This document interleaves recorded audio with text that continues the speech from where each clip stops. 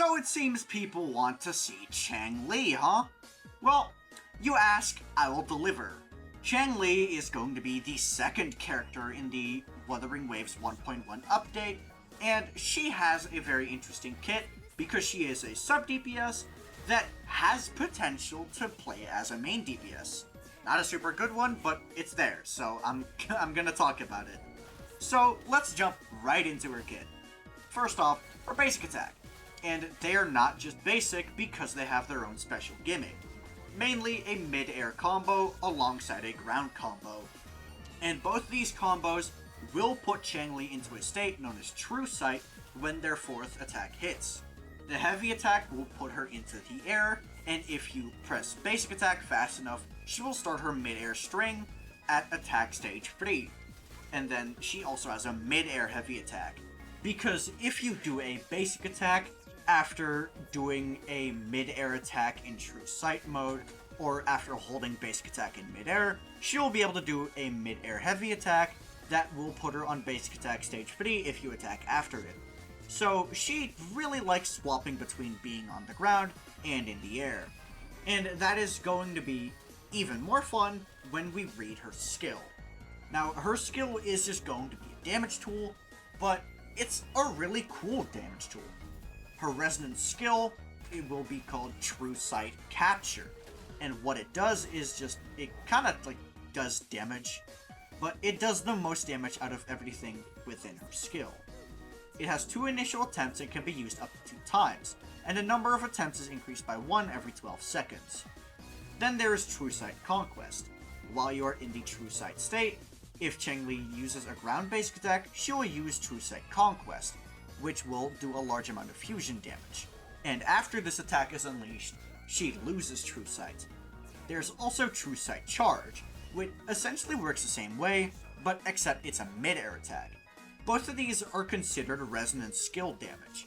So if you play Changli like a main DPS, which is the playstyle I'm most interested in because it sounds fun, you're gonna use your True Sight attack, and then you're going to go right into the third stage of whatever combo they're doing, and then after the fourth attack, they are able to get True Sight again, which means they do another True Sight attack. So you're going to be constantly spamming these True Sight attacks, but that's a lot of resonance skill damage, and if you remember who the resonance skill buffer is, oh boy. Her ultimate is a lot more simple. It will simply do fusion damage to nearby enemies and give her 4 stacks of enflamement, and she will enter Fiery Feather. Now, what Fiery Feather does is when you release a heavy attack with 4 of the enflamement stacks, her attack is going to increase by 25%, and then Fiery Feather ends. Now, these enflamement stacks will be elaborated more upon in her Forte circuit, which I will read to you now. So when you release a heavy attack, if Changli carries 4 enflamements, she will use them all to do the Flaming Sacrifice heavy attack, and this is considered resonance skill damage. She's able to hold up to 4 enflamements. You can gain 1 from True Sight Conquest, you can get another one from True Sight Charge, and then you get 4 of them through her ultimate. So this means that you get a bunch of heavy attack damage that counts as resonance skill damage. So she really likes resonance skills. Now for her inherent skills. When Changli uses True Sight Conquest or True Sight Charge, for each stack of enflamement, her fusion damage is going to increase by 5%. So this is going to be just a free 20% fusion damage bonus. The next one, when Changli releases the heavy attack Flaming Sacrifice or her ultimate, her fusion damage will be increased by 20%, and she will ignore 15% of the target's defense when doing damage. This is just even more incentive to start her rotation with her ultimate, because it just gives you free extra damage. So the way that Changli is going to be played is through her intro skill, you are going to instantly enter the True Sight mode. And then you will simply do your True Sight attack, which will give you the 3rd basic attack of the next combo afterwards, and then the 4th one puts you in True Sight again, and then you just kind of spam your normal attacks, which will give you damage. But you want to start off with your ultimate. So you do intro skill, ultimate, and then you use your skill, and then you spam basic attacks.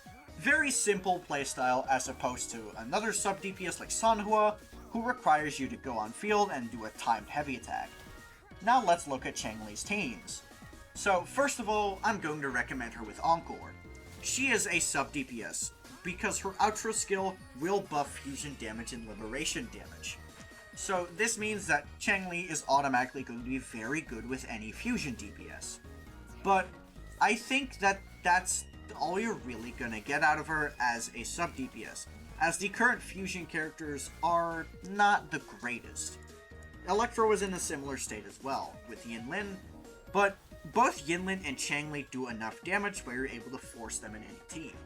However, Yinlin does coordinated attacks, and Changli does not, which makes Yinlin better in a team like Jinshi. But where else am I going to recommend Changli? Well, I think Changli as a main DPS sounds very fun, and it will probably be just fine to clear Tower of Adversity, especially if you get her signature weapon. Speaking of which, this signature weapon is interesting, I'll say that. It has a base deck of 587 and gives 36.4% attack. So, essentially the exact same as Lustrous Razor, or any other high base deck weapon with attack percent. Its passive gives 8% crit rate, and when you deal damage, you get Searing Feather. And then, when you release a Resonance skill, Searing Feather is increased by 5. Now, each stack of this will increase Resonance skill damage by 4%, up to 14 times. That is a stupid amount of skill damage. If you do the math, you get 56%. Yeah, that's a lot. When you reach 14 stacks though, all stacks will be reset within 10 seconds, which I guess is a sort of balancing mechanic, and makes this weapon specifically good on Changli because of how much resonance skill damage he does. I think my biggest issue with this weapon is the fact that it's attack scaling. Changli doesn't have any buff specific to her attack, so I'm confused as to why the weapon gives attack and not just crit, but that's beside the point.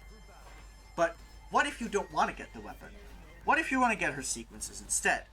Well, let's get into it.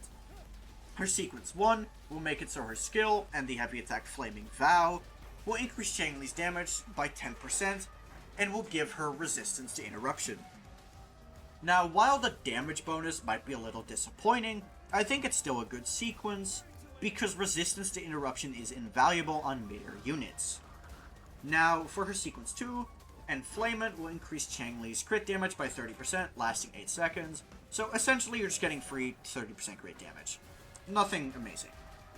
Now, the sequence node 3 is going to increase her ultimate's damage by 80%.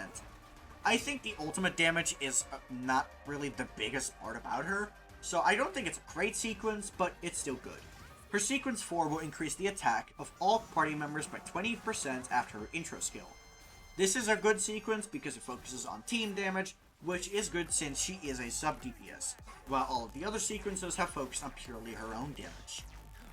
Sequence 5 will increase the heavy attack Flaming Vow's multiplier by 50%, and when it's used, Changli's attack is increased by 50%.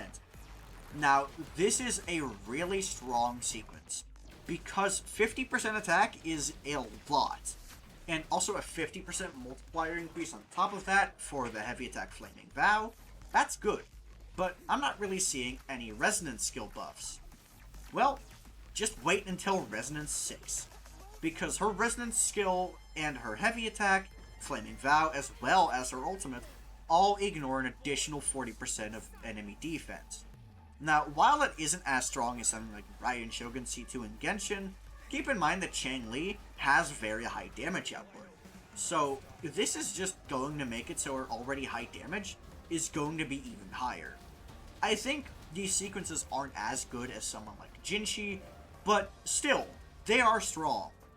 But what do you think of Changli? I'm not sure if I'm going to pull for her yet. I'm probably going to try with my free-to-play gems, but I'm not going to spend any money to get her. But let me know in the comments down below if you are going to pull for Changli or not. That's going to be all from me. Peace.